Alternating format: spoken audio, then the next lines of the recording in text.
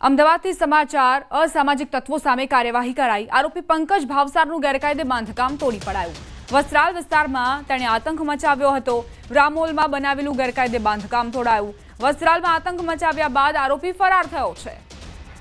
અસામાજિક તત્વો સામે લાલ આંખ કરવામાં આવી છે। જે અસામાજિક તત્વો છે તે સાવચેત થઈ જજો, સુધરી જજો, નહીતર આવા જ હાલ તમારા પણ થશે।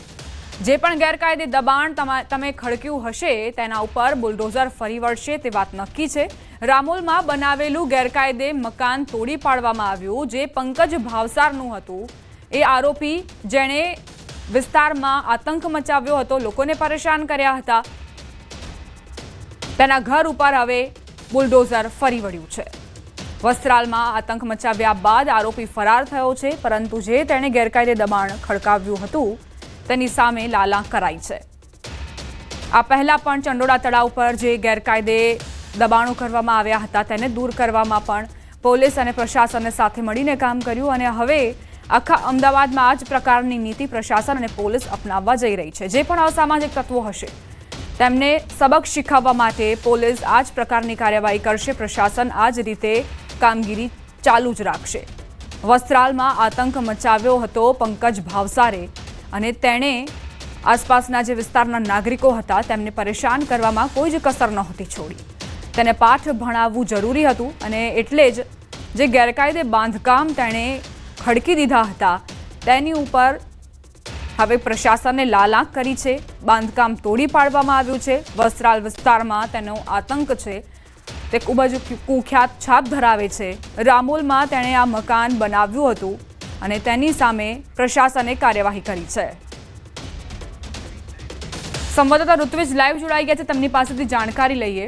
ઋત્વિજ, એક તરફ ચંડોળા તળાવમાં જે ગેરકાયદે દબાણો હતા તે નેસ્તનાબૂદ કરવામાં આવ્યા છે, પરંતુ હવે જ લાગે છે કે પ્રશાસન અને પોલીસ આખા અમદાવાદમાં આ જ ગેરકાયદે દબાણો ઉપર લાલ આંખ કરી રહી છે। શું વિગત?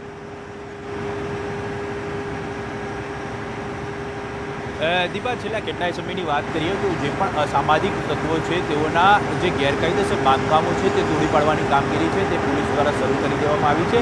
પોલીસ દ્વારા આ જે લિસ્ટ છે તે અમદાવાદ મ્યુનિસિપલ કોર્પોરેશન સહિત જે વહીવટીતંત્ર હોય છે તેને આપવામાં આવતું હોય છે અને ત્યારબાદ આગળની જે કાર્યવાહી છે તે કરવામાં આવતી હોય છે।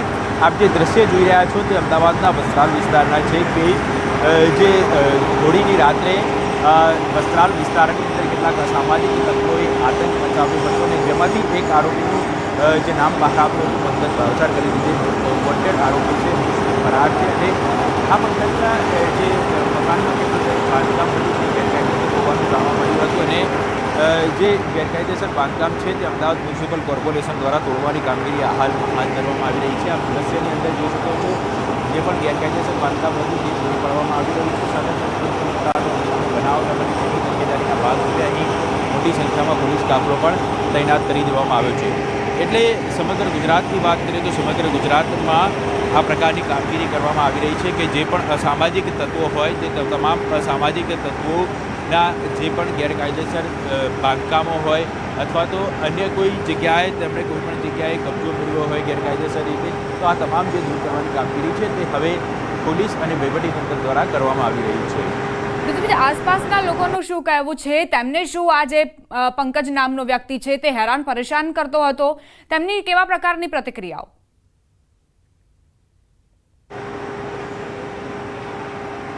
દીપા, વાત કરીએ તો આ જે આરોપી છે તે આરોપી છેલ્લા કેટલાય સમયથી વોન્ટેડ છે। જ્યારે આ બનાવ બન્યો હતો ત્યારબાદ તે સતત નાસ્તો કરી રહ્યો છે કારણ કે તેનું નામ છે તે આ ગુનાની અંદર સામે આવ્યું હતું અને મુખ્ય આરોપી તરીકે તેનું નામ આવ્યા બાદ તે ફરાર થઈ ગયો છે, જેથી તેની સાથેના જે પણ અન્ય આરોપીઓ હતા તે પકડાઈ ચૂક્યા છે।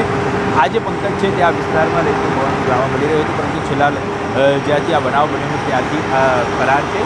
વિસ્તારની વાત કરીએ તો વિસ્તારમાં પણ તેનું જે કેટલાક લોકો પાસેથી જાણકારી મળી રહી હતી તેનો અનેક વખત આ પ્રકારના જે મારામારીના જે બનાવો છે તે ક્યારેક ક્યારેક સામે આવતા હતા। એટલે હવે જે પંકજ ભાવસાર છે તેની ગેરકાયદેસર મિલકતો છે બાંધકામો છે તેને પાડવાની કામગીરી પોલીસ અને કોર્પોરેશન દ્વારા સંયુક્ત રીતે હાથ ધરવામાં આવી છે।